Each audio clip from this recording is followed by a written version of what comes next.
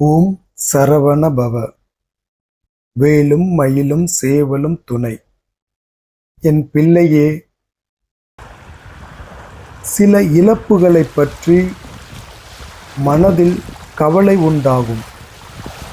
ஆனால் சிலவற்றை இழந்தால்தான் சிலவற்றை பெற முடியும். இன்றும் சில மகிழ்ச்சியான விஷயங்கள் நடக்கும். இன்னும் 2 மாதங்கள் கொஞ்சம் கவனமாக இருந்தால் தேவையற்ற கவலைகளை தவிர்த்து மகிழ்ச்சியாக இருக்கலாம். பேசும் வார்த்தைகளில் கவனம் இருக்க வேண்டும். சிரித்துக்கொண்டே ஒரு நகைச்சுவையாக நீ சொல்வது கூட மற்றவரை காயப்படுத்திவிடும்.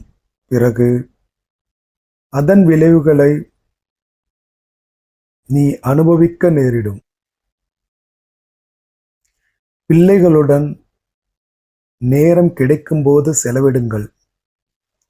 அவர்களுக்கு அன்பும் அரவணைப்பும் தேவை. எதையும் பக்குவமாக பேசி புரிய வைக்க வேண்டிய காலகட்டம் இது. அடுத்தடுத்து நிறைய செலவுகள் வரக்கூடிய நேரம். வைகாசி விசாகத்தில் இருந்து சேமிப்பு அதிகரிக்கும். அதுவரை செலவுகள் தொடரும். நல்ல மனதோடு நீ செய்யும் புண்ணிய காரியங்கள்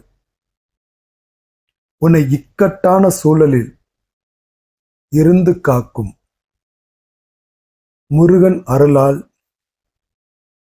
என் பொருளாதாரம் திட்டமிட்டபடி முன்னேற்றம் அடையும் என்று பதிவிடு.